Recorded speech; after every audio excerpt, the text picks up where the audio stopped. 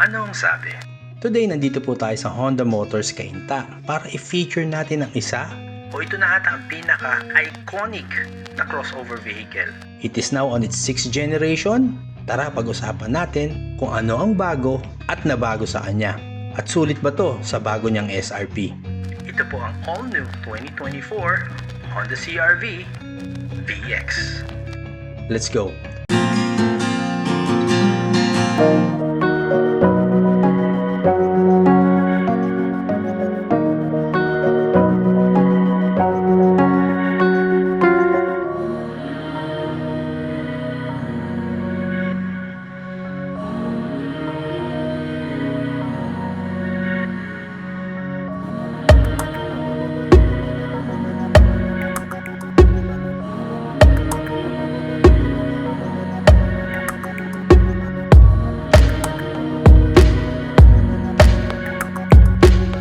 Kung di pa po kayo nagsasubscribe sa channel ko, please do consider subscribing and hit that like button. Maraming salamat po.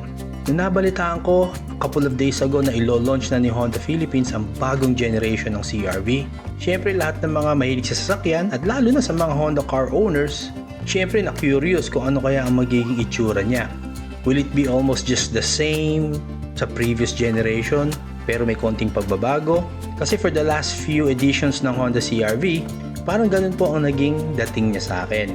Don't get me wrong po, I like the design, pero yun nga po, pag nilabas siya, yung mga previous generations po ng Honda CR-V, wala siyang surprise factor para sa akin. Honestly, the last CR-V na masasabi ko na may dating sa akin ay yung second generation, yung nilabas po noong 2001. Wow, bilis ng panahon. That was 22 years ago. Pero yung edition ni CR-V na yon ay talaga naman pong volume seller.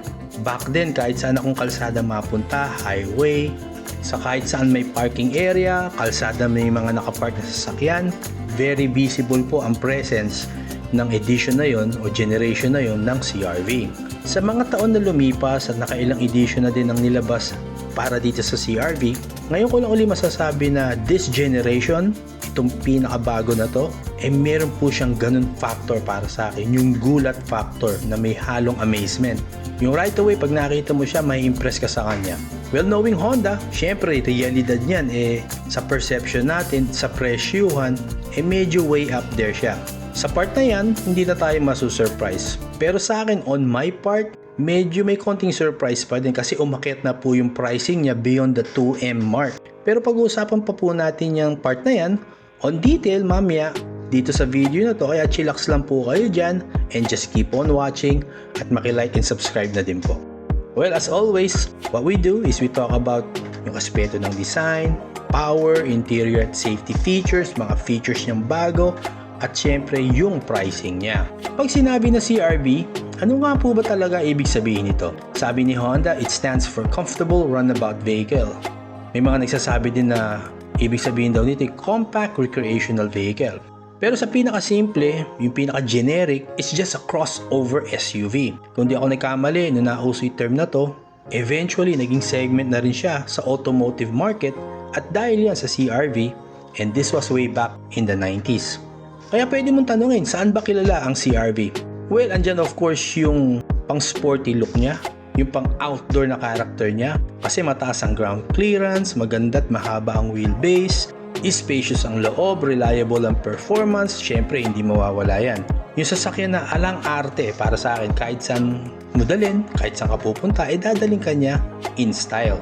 Well, para sa akin kasi, iba pa rin na dating pag naka-Honda ka. Again, that's my opinion. And speaking of dating, pag-usapan na natin ang design niya. Unang impression ko sa kanya, napansin ko meron na siyang touch of elegance this time. Hindi na masyadong ma-curve o maulbo ang design. Masasabi ko na streamlined pa din with the design flow na meron siya. Unang mapapansin ka agad, dito sa harap, iba yung grille niya.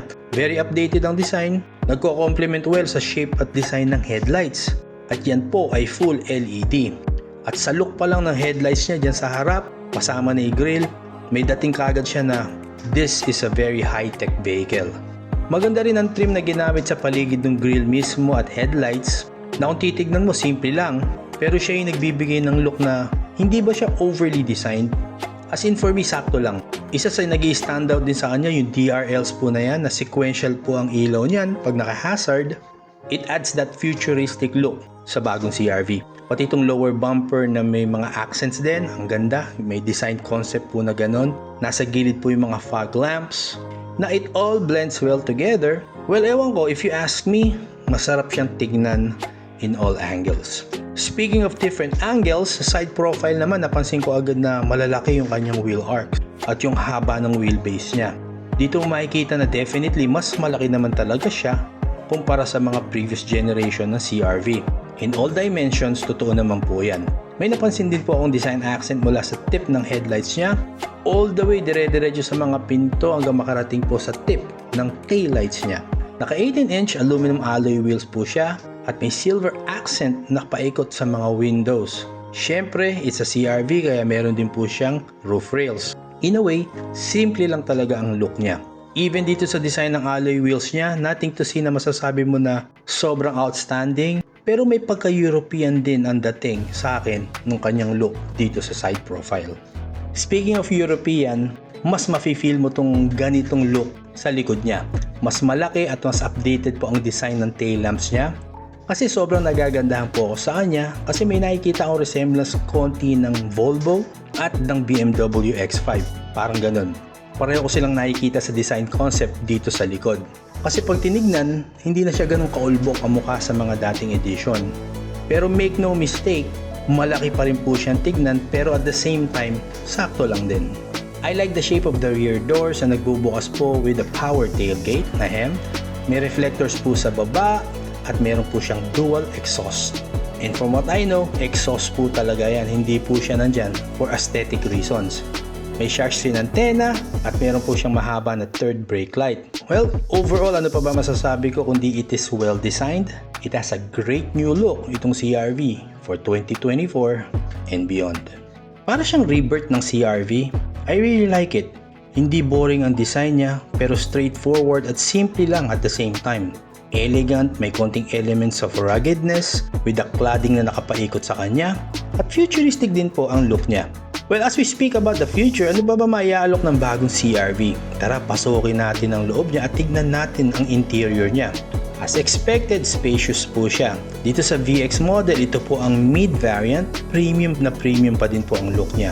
Makikita mo kasi na yung materials na ginamit everywhere, it looks and feels premium. From the leather seats, door panels, may hard plastics po pero not in any way na cheap ang dating. May mga dome lights na simple lang pero okay siya. Nararamdaman mo na you are not inside of just any ordinary car. May armrest po dito sa gitna, dyan po sa second row seat. Sa third row, sakto lang din para makapagsakay ka ng 2 additional passengers. May sarili silang aircon vents na makokontrol din nila. Dito sa second row, meron din sariling aircon vents sa gitna. May mga USB charging ports at na-adjust din po yung mga upuan na yan sa second row seat. Pagpunta dito sa harap, sitting here sa driver seat, what can I say?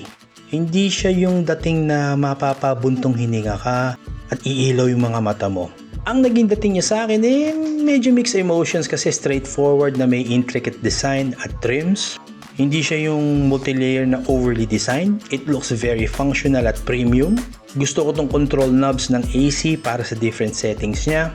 Well, sa taas nito, nandun yung highlight ng dashboard niya which is the 9-inch infotainment system with wireless Android and Apple CarPlay.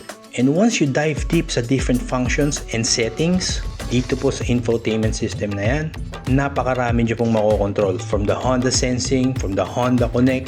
Once you took the time to check all the menu and features na makokontrol mo sa infotainment system, dito mo marirealize na how complex and high-tech ang bagong CR-V. And to think that this version that we're featuring is not the hybrid version yet. Yung steering wheel niya, it is leather wrapped. Yung mga control sa bawat side andyan. Tilt and telescopic po yan. Sakto lang din ang size para sa akin. Hindi ako naliliitan, hindi rin ako nalalakihan. Naka-electronic power steering po yan. Meron din po siyang wireless charging, ayan po. At ang armrest niya, ayun po, may cup holders.